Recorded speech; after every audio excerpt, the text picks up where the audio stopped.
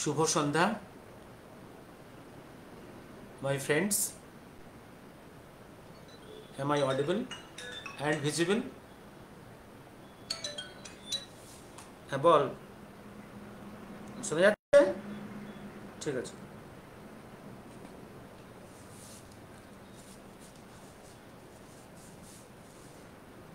Hoping I am audible and visible.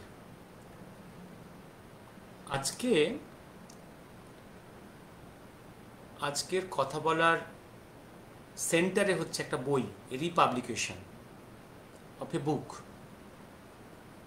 বুকটা হচ্ছে চিত্তজয়ী Chittaranjan by doctor Naresh চন্দ্র ঘোষ। এটা রিপাবলিকেশন। 1970-তে যখন শতবর্ষ হচ্ছিল, তখন আমরা খুব ছোট, সে সময় তবু বাংলার মার্কেটে অন চিত্তরঞ্জন কয়েকটা বই ছিল। সেই শতবর্ষের প্রেক্ষাপটে জয়শ্রী সেই 7-এর দশকে, আজ থেকে প্রায় 54 বছর আগে, ডক্টর নরেশচন্দ্র ঘোষের লেখা চিত্তজয়ী চিত্তরঞ্জনটা প্রকাশ করেছিল, পাবলিশ করেছিল। মাঝে এই বইটা শেষ হয়ে গেছে। আমরা যখন 2020-তে চিত্তরঞ্জনের 150 বছর পূর্তি আমরা প্রোগ্রামসগুলো করছিলাম, তখন চিত্তরঞ্জনের উপরে ভালো কোনো বই আমরা কলেজ স্ট্রিটে পাইনি,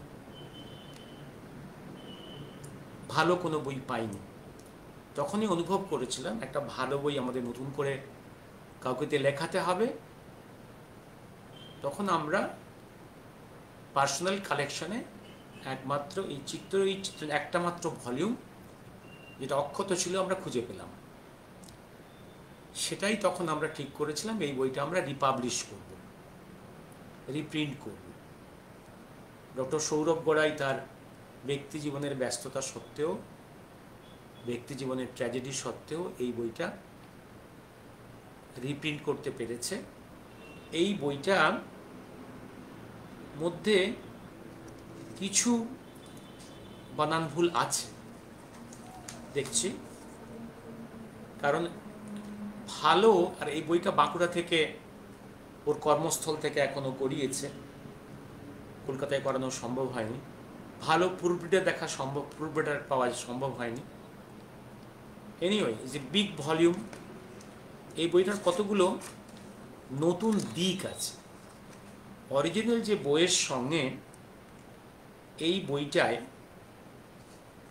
মহাকালের যে ডায়েরি ডক্টর পবিত্রমোহন রায় লিখে রেখেছিলেন, সেই সময় মহাকালের মুখনিসৃত কয়েকটা কথা যেটা ডক্টর পবিত্রমোহনের ডায়েরিতে আছে দেশবন্ধু সম্বন্ধে, এবং দেশবন্ধুর সঙ্গে গান্ধীজির সংঘাতের প্রেক্ষাপটে কয়েকটা কথা, কয়েকটা পেজ ফটোকপি দেওয়া আছে, 1, 2, 3, 4 দেওয়া আছে। এবং এই কথাগুলো মহাকাল কথনে এগুলো প্রিন্ট করে দেওয়া হয়েছে। এবারে আমার সেই বইটার সম্বন্ধে,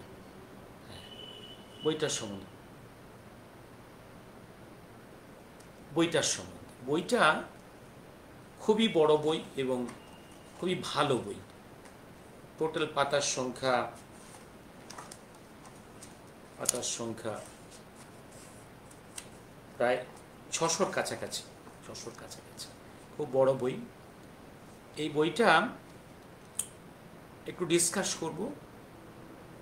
এইটা নিশ্চয়ই ট্যামার লেন 18-এ, ট্যামার লেন জয়স্ট্রবিসে পাওয়া যাবে, সে সঙ্গে দেজে পাওয়া যাবে, আরও কয়েকটা জায়গায় পাওয়া যাবে, লিখে দেওয়া হয়েছে ফেসবুকে। এই বইটার দেখুন, যেটা দেশবন্ধু অগ্নিযুগের যে প্রেক্ষাপটে কতগুলো রাজনৈতিক মামলা ব্রিটিশ নিয়েছে ছিল, যেমন 1906 সালে বিপিনচন্দ্র পালের বিরুদ্ধে তারপরে সান্ধ্য পত্রিকা নিয়ে ব্রহ্মবান্ধব উপাধ্যায়, তারপর আলিপুর বোম কেস, অরবিন্দের মামলা, এবং তারপরে ঢাকা ষড়যন্ত্র মামলা, যেখানে পুলিন বিহারী দাস, বঙ্কিমচন্দ্র রায় অ্যাকিউজড হয়েছে। এই সমস্ত মামলা পরপর লড়েছে এবং এই মামলাগুলো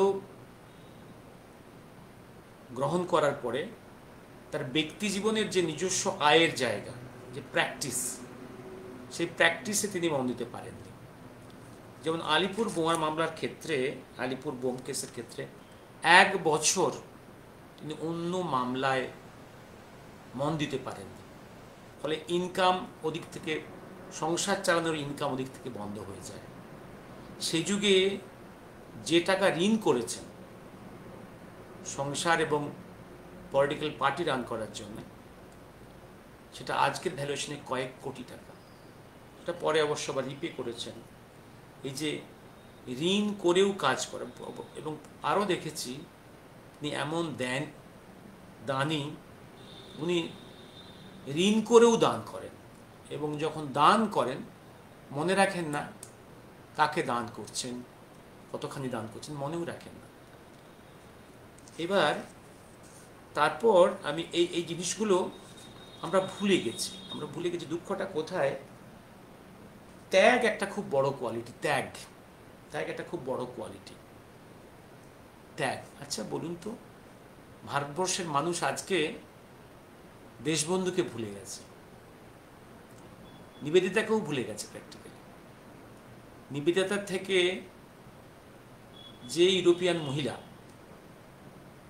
অনেক কম কাজ করেছে, বরং ভারতবর্ষের সংস্কৃতির বিরুদ্ধে কাজ করেছে, মিশনারি হিসেবে, অ্যাজ এ এভেঞ্জেলিস্ট হিসেবে কাজ করেছে, তাকে বাংলার মানুষ বেশি করেছেন।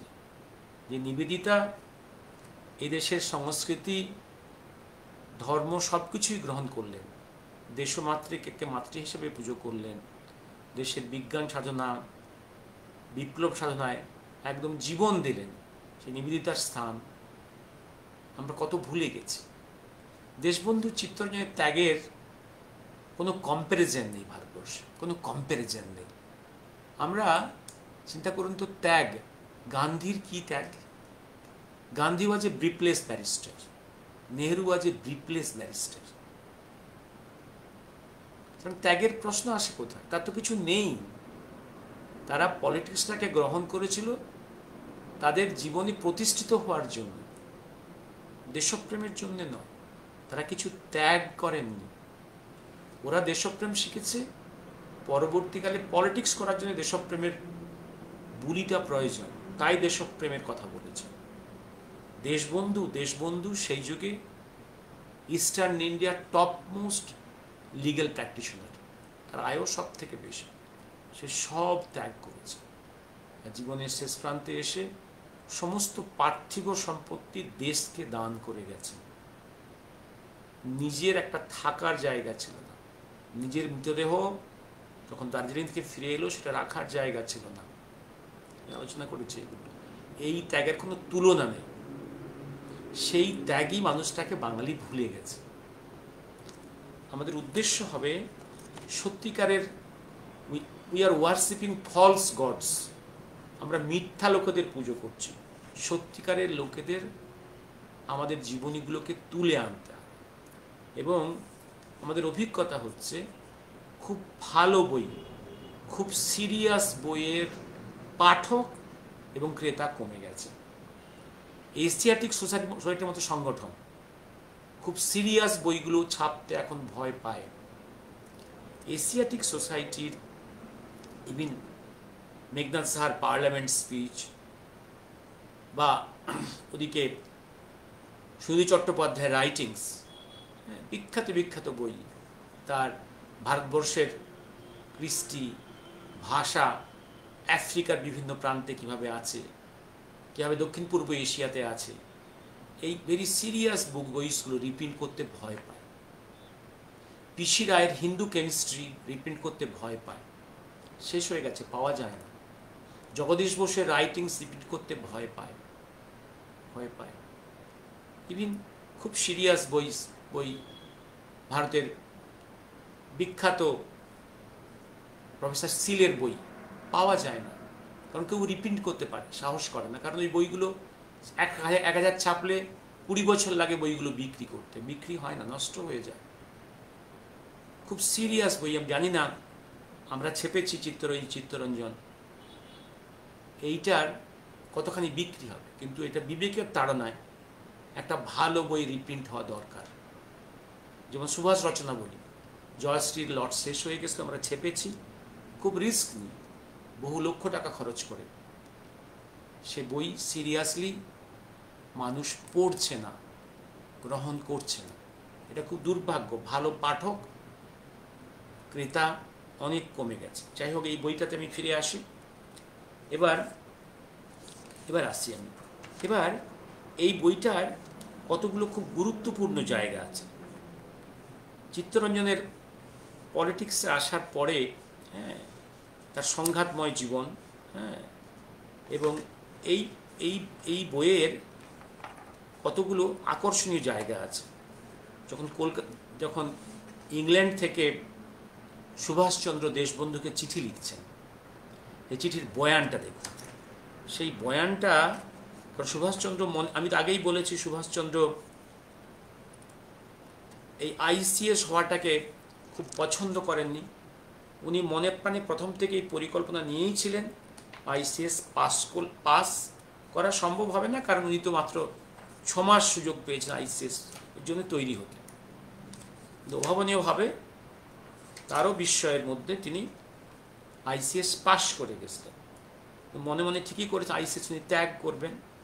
সেই ত্যাগ করার মানসিক প্রস্তুতি যেটা ছিলই, তাকে এক্সিকিউট করতে হবে, বাড়ির লোককে আস্তে আস্তে বোঝাতে হবে, গুরুজনদের। এদিকে চিত্তরঞ্জনের সঙ্গে কারেসপন্ডেন্স, এই কারেসপন্ডেন্সগুলো এখানে আছে একদম। কেমব্রিজ থেকে চিঠি উনি লিখছেন, এই চিঠিগুলোর বয়ান দেখবেন। সুভাষচন্দ্রের কেমব্রিজ থেকে চিঠি দেশবন্ধুকে লিখছেন, তখন দেশবন্ধু ভারতবর্ষের রাজনৈতিক গগনে একটা খুব প্রতিষ্ঠিত ব্যক্তিত্ব, উনি লিখছেন যে আপনাকে আমি চিঠি লিখছি, কিন্তু ডাইরেক্টলি লিখছি না। ডাইরেক্টলি লিখলে এই চিঠি সেন্সার হবে, কারণ আমি এখন আইসিএস অফিসার, দো ইন প্রবেশন, এখনো আমি অ্যাপয়েন্টমেন্ট নিয়ে ইন্ডিয়াতে যাইনি, দো ইন প্রবেশন, মনস্থির করেছি এই চাকরি ছাড়বো আমি, তাই, এবং আমার চিঠি ওখানে গেলে ডিরেক্টলি এটা সেন্সার হবে। আমি এক বন্ধুর কাছে পাঠাচ্ছি, সে হাতে করে আপনার কাছে নিয়ে যাবে। যেটির বয়ানটা কি, তার ব্যক্তি জীবনের পরিচয় দিয়েছেন, প্রেসিডেন্সি কলেজ থেকে রাষ্ট্রিকেট হয়েছেন তাও লিখেছেন, আইসিএস পরীক্ষায় পাশ করেছেন, মোরাল সায়েন্সে ট্রাইপোস পেয়েছেন, বিএ ডিগ্রি পাচ্ছি। এইবার তিনি কি কি প্ল্যান করছেন, যে কংগ্রেসে আমি জয়েন করব যদি আপনি আপনার আশীর্বাদ করেন, আপনার নির্দেশেই আমি পরিচালিত হবে। তার সাজেশন দেখুন কি বলছেন, যে কংগ্রেসকে সংগঠিত করতে হবে, তার পার্মানেন্ট ওয়ার্কার্স থাকবে, ক্যাডার ভিত্তিক পার্টি চিন্তা করার, এবং তার সমস্ত এবং দেশ গঠনের জন্য সমস্ত ডিপার্টমেন্টে আগে থেকে এখন থেকে রিসার্চ ওয়ার্কারটি ঠিক করতে হবে। ভারতবর্ষের ইকোনমি কি হবে, ইন্ডাস্ট্রি কি হবে, তার নিজস্ব প্রবলেম কি, তার হিন্দু মুসলিম প্রবলেম কি, তার মাইনরিটি প্রবলেম কি, এই সমস্ত ব্যাপারে আমাদের আগে থেকে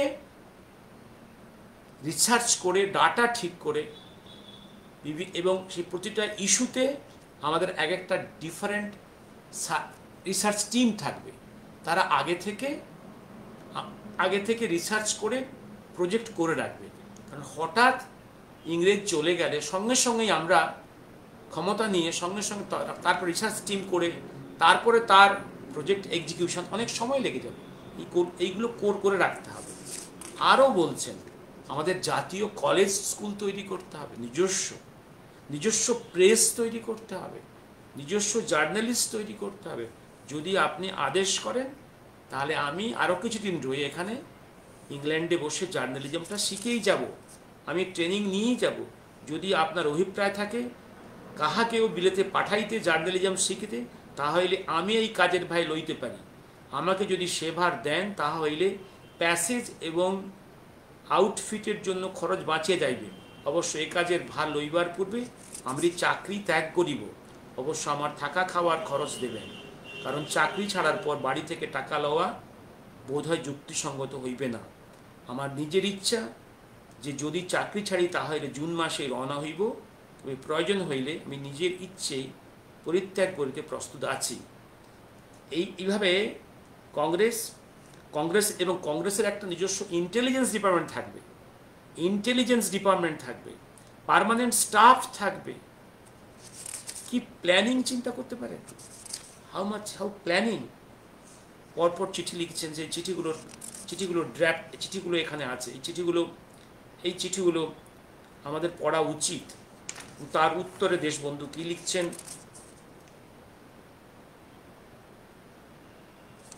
সেই চিঠিগুলো সব পরপর। তারপর সুভাষচন্দ্র ভারতবর্ষে এলেন, এবং ভারতবর্ষে এসে প্রথম যে সব থেকে বড় যে কাজটা করলেন, কারণ 1920-তে সেপ্টেম্বরে ক্যালকাটা স্পেশাল সেশন কংগ্রেস হয়ে গেছে। তখন সুভাষচন্দ্র লন্ডনে, এবং যে সেশনগুলো হয়েছে এর উল্লেখ কিন্তু কিভাবে কি হয়েছে, কিভাবে কি রেজলিউশন পাস হয়েছে, এগুলো ইন্ডিয়ান স্ট্রাগলেও কিন্তু স্টেপ বাই স্টেপ লেখা আছে। এবার তখন Subhas Chandra directly not in Congress, not in politics, not in Bengal, ইংল্যান্ডে লিখেছেন ইন্ডিয়ান স্ট্রাগলে। এইখানে একটা গুরুত্বপূর্ণ জায়গা, আমি বারে বারে আগেও বলেছি, আবার বলছি, এটা there is only two religions being propagated in the continent of Africa, Christianity and Islam. Why should Hinduism not be propagated there? Sister Nivedita used to say that Hinduism must be aggressive. Swami Vivekananda also propagated.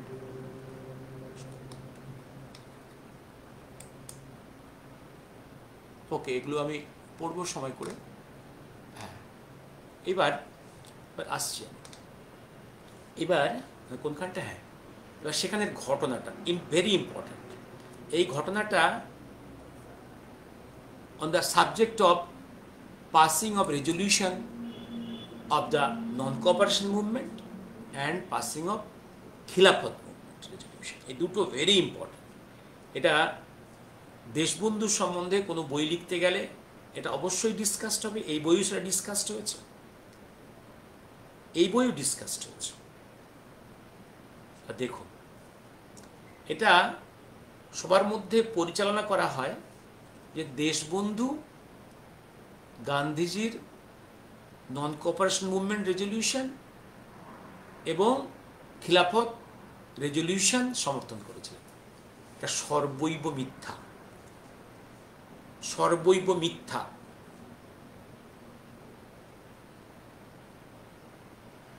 এবার দেখুন কি actually কি হয়েছে। কারণ কিছু খিলাফতিস তৈরি হয়ে গেছে at the end of the first great war. ভারতবর্ষে কিছু খিলাফতিস তৈরি হয়েছে যাদের মূল দাবি হচ্ছে খিলাফত সাম্রাজ্য আবার প্রতিষ্ঠা করতে হবে। খিলাফত সাম্রাজ্য হচ্ছে মূলত ওয়েস্ট এশিয়া, তুরস্ক থেকে ওয়েস্ট এশিয়া এইখানে। কারণ খিলাফত সাম্রাজ্যকে ব্রিটিশ ভেঙে দিয়েছে, জেনে ভারতবর্ষের মুসলমানরা খুব ক্ষুব্ধ। কিন্তু ইস্যুটা সম্পূর্ণ ভারতের বাইরের ইস্যু।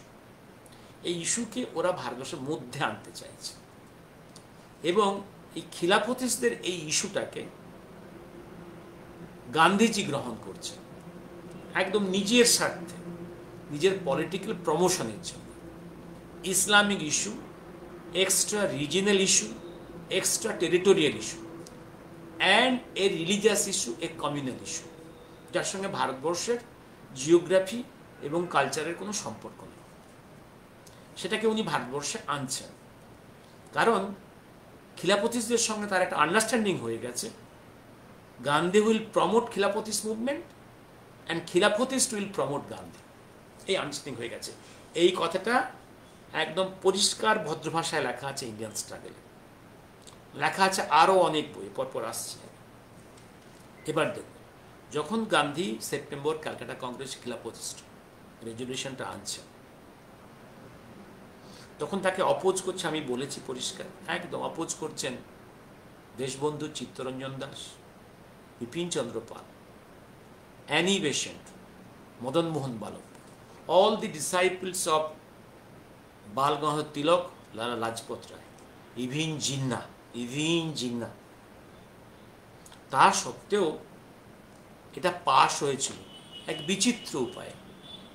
জাস্ট আজকে যেটা আমরা দেখছি ডায়মন্ড হারবারের যে ম্যানিপুলেশন অ্যান্ড রিগিং, তাই একদম একটা বিখ্যাত বই আমি বহুবার কোট করেছি, এবং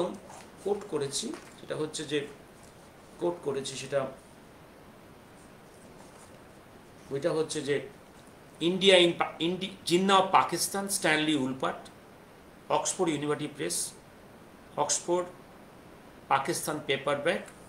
এই বইটার একদম রিলেভেন্ট পার্টগুলো আমি আমার বিচিত্রা বইয়ে রিলেভেন্ট পার্টগুলো ইংরেজিতে দিয়ে দিয়েছি।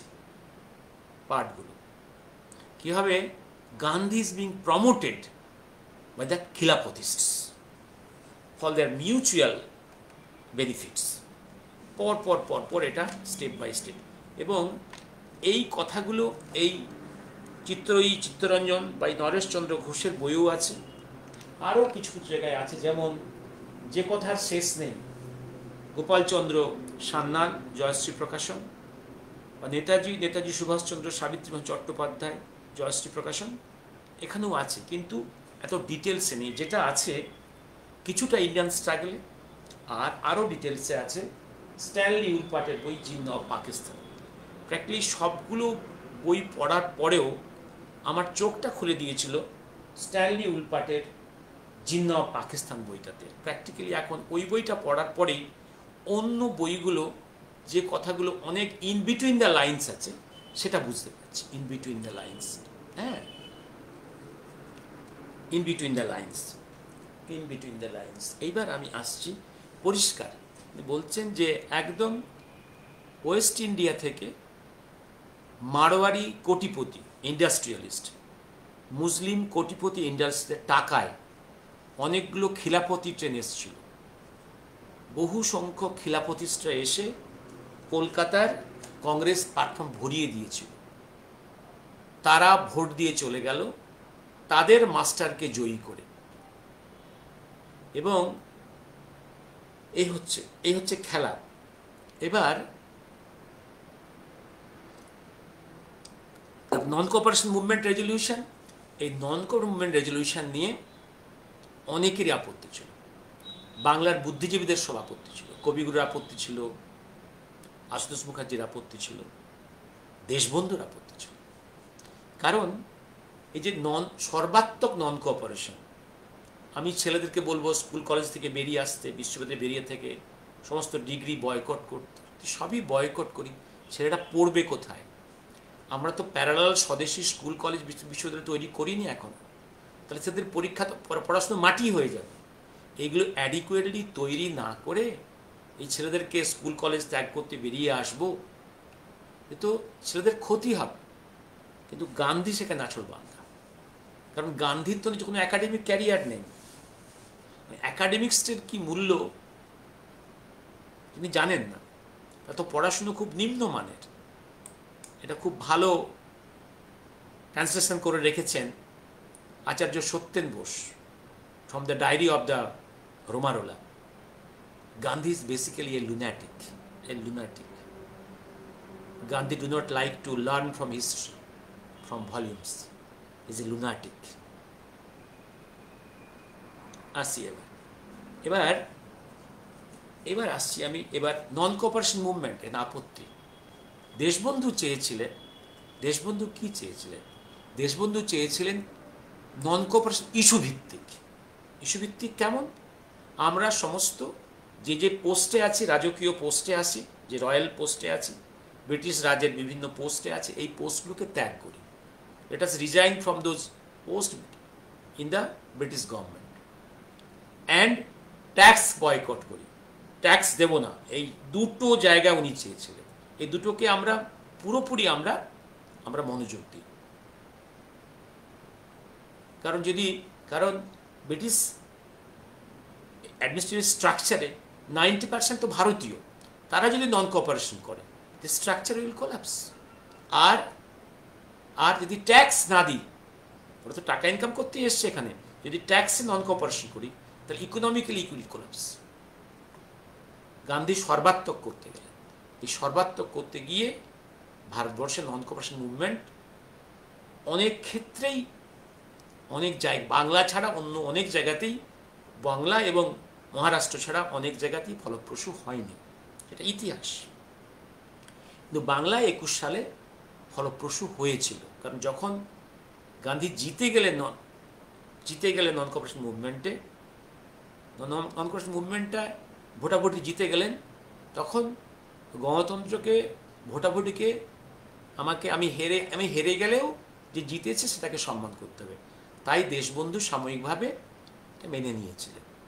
সে সময় তিনি কংগ্রেস ত্যাগ করারও চিন্তা করেছিলেন, কিন্তু তার রাজনৈতিক গুরু নির্দেশে তিনি তার কাছেও গিয়েছিলেন বরিশালে। তিনি গিয়েছিলেন, তিনি বারণ করলেন যে না, এখন তোমার এই দল ত্যাগ করা উচিত নয়। ত্যাগ করেননি, কিন্তু গান্ধীর সঙ্গে তার সংঘাতটা চলল।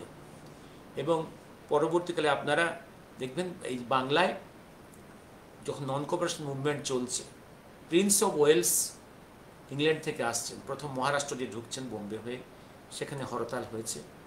কিন্তু বঙ্গদেশে কলকাতা এবং তার চারধারে সুভাষচন্দ্রের নেতৃত্বে এই নন কোঅপারেশন মুভমেন্ট সব থেকে বেশি ক্রিস্টালাইজ করেছিল, সব থেকে বেশি সংগঠিত হয়েছিল, এবং এত ভালো সংগঠিত হয়েছিল তখন ভারতবর্ষের governor general, viceroy Lord reading ভয় পেয়েছিলেন। কারণ যদি কলকাতা শহরে প্রিন্স অফ ওয়েলসকে কালো পতাকা দেখানো হয়, গো ব্যাক স্লোগান দেওয়া হয়, তার পক্ষে খুব অপমানকর। এবং তার নির্দেশেই বাংলার গভর্নর, ব্রিটিশ গভর্নর, জেলের মধ্যে, আলিপুর জেলের মধ্যে দেশবন্ধুর সঙ্গে দেখা করতে গিয়েছেন। এবং কি উদ্দেশ্যে গেছেন এইগুলো এই বইয়ে ডিসকাসড হয়েছে। জেলের মধ্যে গভর্নর দেখা করতে গিয়েছেন। শুধু তাতেও শেষ নয়, লর্ড রিডিং নিজে দিল্লি থেকে এসছেন। তার আগে দেশবন্ধুকে বোঝানোর জন্য বেনারসে খবর দিয়ে মদনমোহন মালব্যকে কলকাতায় আনিয়েছেন, এবং জেলখানায় লর্ড রিডিংয়ের সঙ্গে দেশবন্ধুর সাক্ষাৎ হয়েছে। সেই সাক্ষাতে লর্ড রিডিং দেশবন্ধুকে প্রস্তাব দিয়েছেন যে আপনি নন কোঅপারেশন মুভমেন্ট উইথড্র করুন, তার পরিবর্তে আপনাকে আমরা প্রভিন্সিয়াল অটোনমি দেব। Provincial autonomy, can you imagine?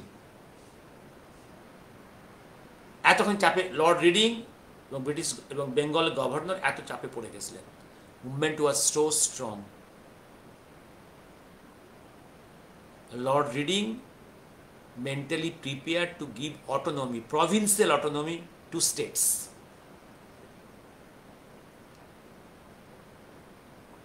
এই জায়গায় তখন সুভাষচন্দ্র জেলে, উনি এই ডিসকাশনসগুলোর গন্ধ পাচ্ছেন। লর্ড রিডিংয়ের সঙ্গে তার ডিসকাশনের কথা ইন্ডিয়ান স্ট্রাগলে আছে। জিন্না অফ পাকিস্তান, স্ট্যানলি উলপাট আরও ডিটেলসে লিখে রেখেছেন, কারণ উনি পরবর্তী আরও ডকুমেন্টস পেয়েছেন।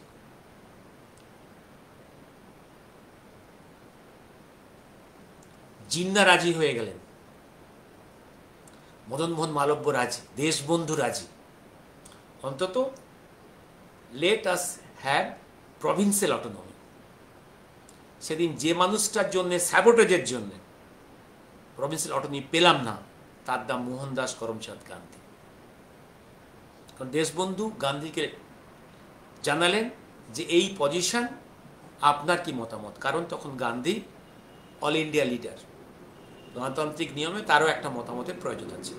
গান্ধী বেঁকে বসলেন যে আমি কোনো কথাই শুনবো না যতক্ষণ না পর্যন্ত আলী ব্রাদার্সদের রিলিজ করা হয়, সেই খিলাফতি আলী ব্রাদার্স, তাদের না রিলিজ করা হচ্ছে। অর্থাৎ গান্ধী ওই আলী ব্রাদার্সকে দিয়ে একটা ভেটো প্রয়োগ করলেন যে আলী ব্রাদার্স না রিলিজ না হলে আমি কোনো ডিসকাশনই করব না। পুরো ব্যাপারটা ভেস্তে গেল। আর লর্ড রিডিং বললেন আলী ব্রাদার্সটা অ্যারেস্ট হয়েছে একটা আইনে, যে আইনটা তৈরি করেছে ব্রিটিশ পার্লামেন্ট, ব্রিটিশ গভর্নমেন্ট। কারণ খিলাফত ইস্যু আউটসাইড ইন্ডিয়া, এটা ওয়েস্ট এশিয়ার ইস্যু, এটা ডিল করছে ব্রিটিশ গভর্নমেন্ট ডাইরেক্টলি। এই ইস্যুতে আলী ব্রাদার্সটা অ্যারেস্ট হয়েছে, এটা নিয়ে আমি কিছু বলতে পারবো না। কিন্তু প্রভিন্সিয়াল অটোনমি ভারতবর্ষকে দেওয়া বা ভারতবর্ষের আইনে যারা যারা অ্যারেস্ট তাদেরকে রিলিজ করা, এটার এখতিয়ার আমার আছে। প্রভিন্সিয়াল অটোনমি দেওয়ার এখতিয়ার আমার কাছে আছে, সেটা আমি দিতে পারবো, কিন্তু আলী ব্রাদার্স রিলিজ করার এখতিয়ার আমার নেই। গান্ধী ওটা স্টিক করলেন। ইসলামিক ইস্যু একটা যে veto, Gandhi used Ali brothers as a veto against this arrangement of provincial autonomy in 1921-22. Can you imagine? তাহলে আমরা যেটা 1937-এ আমরা পেয়েছিলাম প্রভিন্সিয়াল অটোনমি, সেটা গান্ধীর জন্য আমরা পেলাম 16 বছর পরে।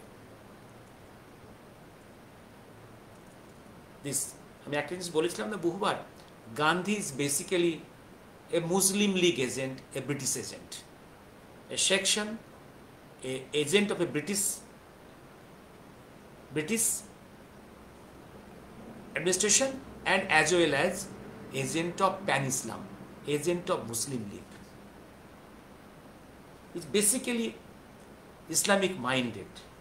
এটা জন্ম ইতিহাসটাই তো সেখানেই, জন্ম ইতিহাসটাই তো রহস্যময়, তার ইসলামিক অরিজিন সেখানেই আছে চিরকাল। মুখে রাম নাম, মুখে রাম নাম, রামের পেছনে এত ক্ষতি, এত বাঁশ, এত ব্যাম্বুকে হিন্দু ভারতবর্ষের কালচার, সনাতন কালচারের বিরুদ্ধে এত পয়জনাস অ্যাক্টিভিটি, এত ডেঞ্জারাস ড্যামেজিং অ্যাক্টিভিটি ভারতবর্ষে আর কেউ করেনি, যেটা তার পরবর্তীতে নেহেরু করেছে। এই কথাগুলো এই অ্যানি বেসেন্টের এই যে আমি আবার আসছি ওই জায়গাতে, আমি আপনারা এই চ্যাপ্টারগুলো এই চিত্তজয়ী চিত্তরঞ্জন থেকে পড়ে নেবেন। আর সেই সঙ্গে আমি যে কথার শেষ নেই গোপাল সান্যাল অ্যান্ড নেতাজি সুভাষচন্দ্র, সাবিত্রী চট্টোপাধ্যায় এবং Jinnah of Pakistan, Stanley Wolpert, Indian struggle, Subhas Chandra, এইসব করবোরেটিং পোর্শনসগুলো অরিজিনাল দিয়ে রেখেছি আর তার বাংলাও করে দিয়েছি। আমাদের ইন্ডিয়ান স্ট্রাগল সুভাষচন্দ্র বইটার শেষ হয়ে গেছে, এটা আমরা আবার রিপ্রিন্ট করতে যাচ্ছি, কিন্তু রিলেভেন্ট পোর্শনসগুলো আমার বিচিত্রা ভলিউমসে দিয়ে দিয়েছে। স্ট্যানলি উলপার্ট আমার মনে হয় না রিপ্রিন্ট হয়েছে কোথাও, যদি পেয়ে যান ভালো, পাওয়ার সম্ভাবনা খুবই কম। সেই রিলেভেন্ট পোর্শনসগুলো দিয়ে দিয়েছি। অর্থাৎ ভারতবর্ষের গান্ধীর যুগ থেকে ইলেকশনে রিগিং করা, ম্যানিপুলেশন করা, এটা চলে আসছে। আর Islamic issue, Islam is using their position as a veto in all legal and constitutional transformations, as a veto, 20% Muslims of this country is, their position is used as a veto to all legal and constitutional transformations. তারা না বললে কোনো কিছুই এগোবে না, কোনো কিছুই এগোবে। মেজরিটি ভারতবর্ষের অন্য কিছুর কোনো মূল্য নেই, এবং এইটাকেই চালিয়ে যাচ্ছে এই শিকুমাকু কঙ্গুরা। এই জায়গাটা এবার আসছি আমি আরেকটা জায়গায়। ও কতক্ষণ হয়ে গেল? আমি এবার স্বরাজ্য দল, আপনারা চিন্তা করে দেখুন, স্বরাজ্য দল ইতিহাসের অমোঘ নিয়মে, কারণ দেশবন্ধু চেয়েছিলেন যে আমরা ইলেকশনে কন্টেস্ট করব, our representatives will go to state assemblies and central assembly, কারণ সংগ্রামের দুটো স্তর আছে, একটা পাবলিক প্লেন আর একটা হচ্ছে central assembly plane, central or assembly, state assembly plane, আর on the streets movement and legal forums. There are different ways, different avenues of people's struggle. ওনার বক্তব্য হচ্ছে আমরা যদি আমাদের প্রতিনিধি পাঠিয়ে সেন্ট্রাল অ্যাসেম্বলিতে যদি অ্যাডিকুয়েটলি আমরা অপোজ করতে পারি গভর্নমেন্ট মেশিনারিকে টু ফর্ম লজ, তাহলে একটা ভিক্টরি হয়ে যাবে আমাদের।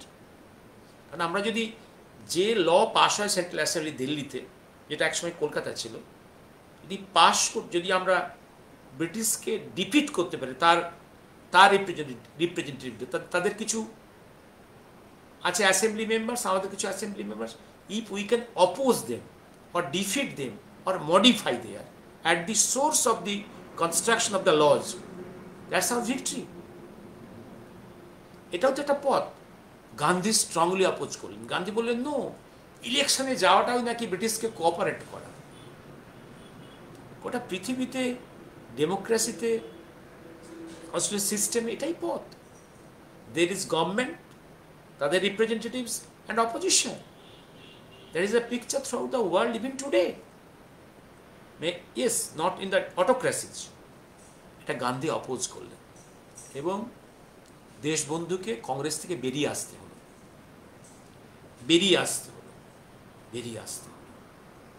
স্বরাজ্য দল তৈরি করতে হলো।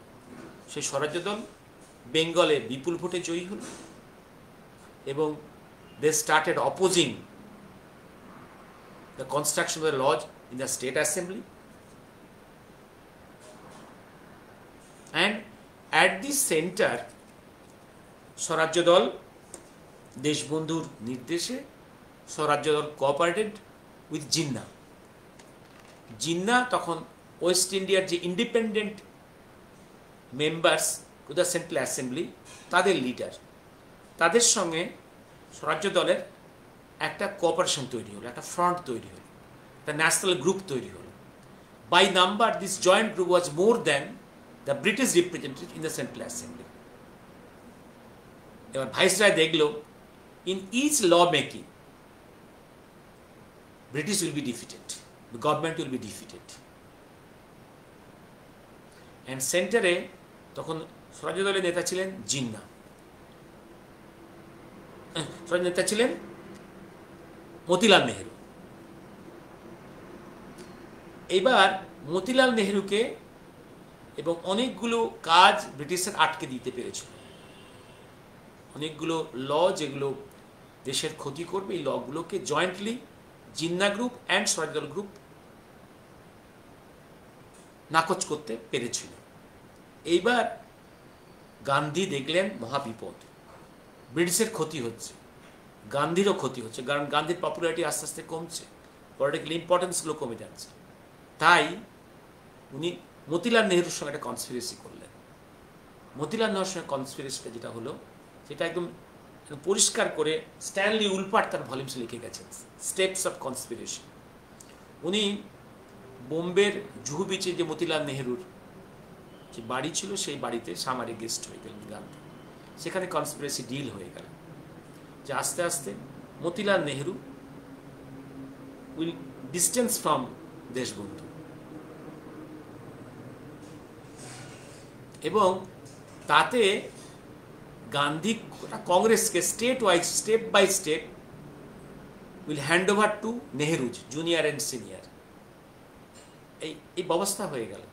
শুধু মাথায় অ্যাজ অনারারি ক্রাউন গান্ধী বসে থাকবেন, কিন্তু দেশবন্ধুকে খতম করতে হবে।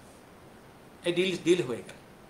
আর এদিকে দেশের দুর্ভাগ্য, আমাদের দুর্ভাগ্য, দেশবন্ধু তখন খুবই অসুস্থ, তার দার্জিলিংয়ে মৃত্যু হলো। বাংলার দুর্ভাগ্য। এই যে জায়গাটা, এই জায়গাটা আমি এই জিনিসগুলো চিত্তজয়ী, চিত্তরঞ্জন সবটা ডিটেলসে বারে বারে পড়ে অনেক কিছু পাবেন, কিন্তু ইন বিটুইন দ্য লাইন্স অনেক কিছু আছে যেটা সে সময় ডক্টর নরেশচন্দ্র ঘোষ জানলেও হয়তো লিখতে পারেননি, লেখা সম্ভব হয়নি। সেগুলো অনেক ক্লিয়ার করে দিয়ে গেছে, অনেকটা ইন্ডিয়ান স্ট্রাগল নেতাজি সুভাষচন্দ্র আরও ক্লিয়ার করেছে। কিছু ইঙ্গিত তো আছে ওই দুটো বাংলা বইয়ে, গোপালচন্দ্র সরকারের বই আর সাবিত্রী চট্টোপাধ্যায়ের বইয়ে, কিন্তু আরও ক্লিয়ার আছে জিন্নাবাদ পাকিস্তান বাই স্ট্যানলি উলপাটে, আরও পরিষ্কার আছে দ্য কনস্পিরেসি। আর দেশবন্ধু কত বড় ত্যাগী, তার ত্যাগ, এবং সে সময় নিজের সমস্ত দেশের জন্যে, তারপর এক সময় যখন সমস্ত ত্যাগ করলেন, এরকম ত্যাগ তো কেউ করেননি। এবং তার ডেড বডি যখন এলো ফ্রম দার্জিলিং, হিন্দু মতে, সনাতনী মতে দেহ থাকবে তার নিজস্ব ঘরে, নিজস্ব জায়গায়, তো নিজের কোনো জায়গা নেই, তাই সাউথ কলকাতা তার বাড়ির সামনে ফুটপাতে রাখা হয়েছে। এই ত্যাগ এই মানুষটাকে ভুলে গেছে। আর তার কাব্য, তার কাব্য সাহিত্যে অবদান, সেইটাও একটা বড় চ্যাপ্টার আছে এখানে। কাব্য অনেকগুলোই, তার রাইটিংস অনেকগুলোই কম্পাইল্ড হয়েছে, অনেকগুলো কম্পাইল্ড হয়েছে। কাব্য সাহিত্য অনেকগুলোই কম্পাইল্ড হয়েছে। আমার আশা আপনারা এটা বইটা পড়বেন। আমি কথাগুলো আমি ডিটেলসে আর গেলাম না, আপনারা বইটা পড়বেন।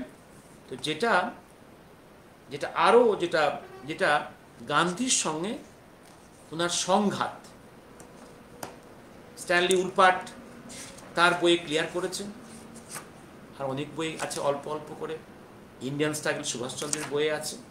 কিন্তু যে জায়গাটা মহাকাল পর্যায়ে সুভাষচন্দ্র বলে দিয়ে গেছেন, সেইটা আমি মহাকাল পর্যায়ে, যেটা ওই মহামানব আসে থেকেও আরো ক্লিয়ারলি আছে মহাকাল কথনে, ওই জায়গাটা পড়ে আমি শেষ করে দেব।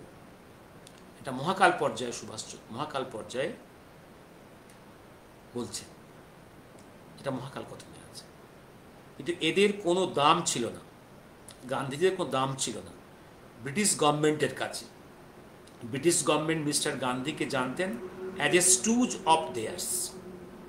Throughout his whole activities, Mr. Gandhi's action and politics and reasonings clearly proved to be a stooge. It's a fact. শিউরে উঠো না যদি তুমি আমার রাজনীতির গুরু ঈশ্বর দেশবন্ধুর মনের কথা জানতে পারতে, যদি আমাদের তিনজনের হাতে যেসব পেপারস ছিল দেখতে পারতে, তবে জানতে পারতে হ্যাঁ এটা আমাদের সন্দেহ করেছিল সত্যি, প্রমাণিত করার উপায় ছিল না। একেই বলে ব্রিটিশ ডিপ্লোম্যাসি, কূটনীতি। আমি বারবার এদের প্রশংসা করব। এটা হলো গুপ্ত আসল কারণ। মনে আছে দেশবন্ধু মিস্টার গান্ধীকে ভরা মহতী সভায় মধ্যে গর্জে বলেছিলেন, শাট আপ ইউ ফুল। দেশবন্ধুর চ্যালেঞ্জ গান্ধী নিতে পারেননি ভয়ে। বেনেরপো, তার মধ্যে যুদ্ধ শৌর্য কোথা থেকে আসবে? সেক্রেটারি অফ স্টেটের নিজের হাত থেকে সাম্রাজ্য সাথীর ইম্পেরিয়াল সার্ভিস কমিশন নিয়ে এসে তোমাদের ছেলে গান্ধীর কাছেই প্রথম গিয়েছিল। দীর্ঘ ঘন্টার পর ঘন্টা যুক্তি তর্ক কৌশলেও তোমাদের ছেলেকে কনভিন্স করতে পারেনি। দু একটা প্রশ্নের জবাব ঠিকই দিয়েছে, কিন্তু আর বাকি প্রশ্নগুলোর উত্তর দিতে পারেনি। বাকি গুরুত্বপূর্ণ ক্রুশিয়াল প্রশ্নের উত্তরে গান্ধীজির মুখ থেকে কোনো উত্তর বেরোলো না। পরিষ্কার। একটা জিনিস এই যে মনে রাখবেন, আমি দেখতে পাচ্ছি ঘটে তিনজন ব্যক্তি গান্ধীজিকে কখনো মহাত্মা বলেননি। তিনজন ব্যক্তি। এই বইটা দেখবেন চিত্তরঞ্জনে পরিষ্কার।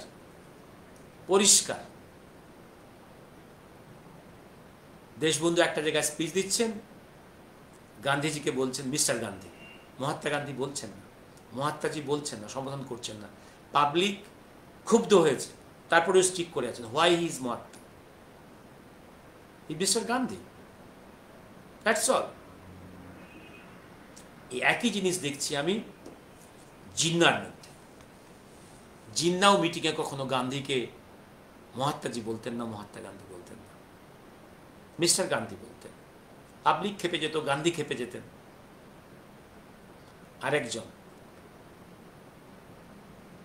আরেকজন হচ্ছেন আমাদের আমাদের কনস্টিটিউশন রাইটার, কম্পোজার, যাকে আমাদের আম্বেদকর কখনো গান্ধীকে মহাত্মা বলতেন না। আর আপনারা জেনে গেছেন ইন সোশ্যাল নেটওয়ার্কিংয়ে যেটা প্রচার করা হয়েছে, মিথ্যে প্রচার মিডিয়াতে করা হয়েছে, নাকি রবীন্দ্রনাথ গান্ধীজিকে মহাত্মা বলেছেন। না, গান্ধীজি একদম অ্যান্ড্রুজের সামনে জিজ্ঞাসা করেছেন, আপনি কিসের মহাত্মা? মহাত্মা এই শব্দটা ব্যবহার করতে আপনি বিবেকে লাগে না? না, ভারতবর্ষে দেবদেবীদের দেশ, এখানে মহাত্মা বললে একটা সোশ্যাল, একটা পলিটিক্যাল মাইলেজ পাওয়া যায়। That's the answer. Gandhiji Deshbandhu গান্ধীজিকে মহাত্মা বলতেন না। এটা এই বই পরিষ্কার করা আছে। অর্থাৎ ইতিহাস কিভাবে ন্যারেটিভ তৈরি করেছে লাস্ট 100 বছরে, এই ন্যারেটিভগুলোকে পরিষ্কার করা উচিত আমাদের, পরিষ্কার করা উচিত। বাংলার অন্ধকারময় যুগ এখনো চলেছে। এই অন্ধকার থেকে মুক্তি বহু আগে শুরু হয়েছে, নিয়ে পরে আলোচনা করব অন্ধকার কোনখান থেকে শুরু হয়েছে। অন্ধকারের বেষ্টনী থেকে বেরিয়ে আসতে হবে, নিজস্ব আমাদের ন্যারেটিভগুলোকে ঠিক করতে হবে, পরিষ্কার করতে হবে। এটা দুর্ভাগ্য। ভারতবর্ষের বাঙালির যত ক্ষতি করেছে, ভারতের যত ক্ষতি করেছে, এই বাংলায় এটা দুর্ভাগ্য। দেশবন্ধুর থেকে বেশি স্ট্যাচু আছে গান্ধীজির। এটা খুব লজ্জার। বঙ্গদেশের বিভিন্ন ইউনিভার্সিটি কলেজে গান্ধী রচনাবলী আছে, দেশবন্ধুর জীবনী নেই। এটা লজ্জার।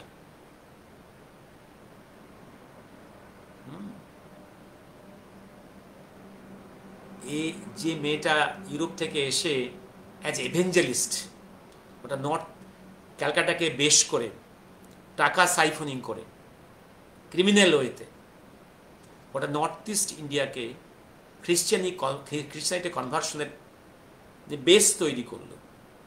সেই টেরিজা, যত স্ট্যাচু আছে, যত নামে ইনস্টিটিউশন আছে, নিবেদিতার নামে তত নেই। এটা লজ্জার কথা। How we are the slaves of the created false propagandas. এটা খুব লজ্জার কথা। এ থেকে বেরিয়ে আসতে হবে। ট্রু হিস্ট্রি, ট্রু স্টোরিগুলো আমাদের জানতে হবে, ফলস স্টোরিগুলোকে ব্রেক করতে হবে। এই প্রপার ন্যারেটিভ যদি না ঠিক করি, আমাদের মুক্তি নেই। আমি আবার বলছি, আমরা Bengali intellectual, unintellectual, most confused, morally most paralysed. এই মোরাল প্যারালাইসিস থেকে, এই ডার্কনেস থেকে আমাদের বেরিয়ে না আসতে পারলে, ওই বাইরের কোনো শক্তি এসে আমাদের সবটা করে দিতে পারবে না। এই বলে আজকে শেষ করি। আমি আশা করব এই চিত্র নিয়ে আমরা পড়ে নেবেন। ওটা পড়া উচিত। অনেক কিছুই নেই, কিন্তু অনেক কিছুই আছে। কারণ কোনো একজন লেখকের পক্ষে একটা সাবজেক্ট নিয়ে কমপ্লিট ট্রেটাইজ লেখা সম্ভব নয়, কখনোই সম্ভব নয়। একটা মাত্র ট্রেটাইজ দিয়ে সেই সাবজেক্টের সব লেখা হয়ে যাবে, এটা কোনোদিন সম্ভব হয়নি, শুধু সম্ভব হবে না। বাট এই বইটা খুব ভালো বই, অনেক তথ্য আছে। আমি এই বইটা যেখানটা বুঝতে অসুবিধা হবে, আপনারা আমার বিচিত্রের বড় ভলিউমটা পড়লে অনেকগুলো জায়গা অনেক ক্লিয়ারলি বুঝতে, কারণ সেখানে অনেকগুলো আরও অনেক বইয়ের তথ্যগুলোকে অরিজিনাল এবং বাংলা কনভার্সন করে আমি করবোরেট করে দেখিয়েছি। এই বলে আজ শেষ করি। শুভরাত্রি।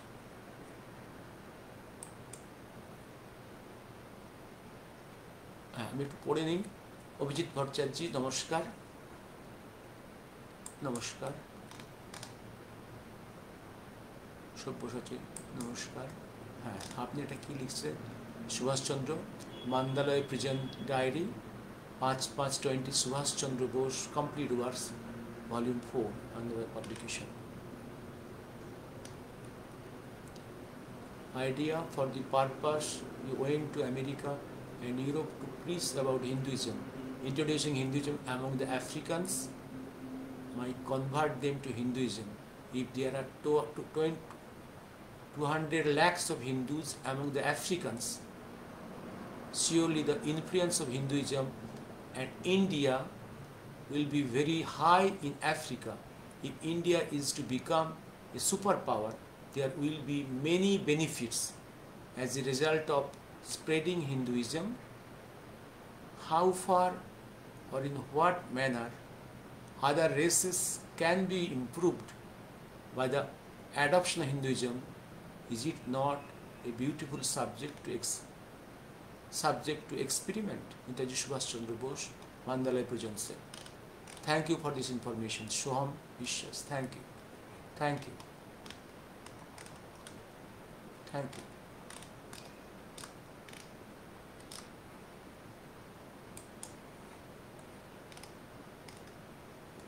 Thank you.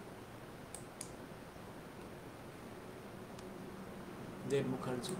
Let me stop here today.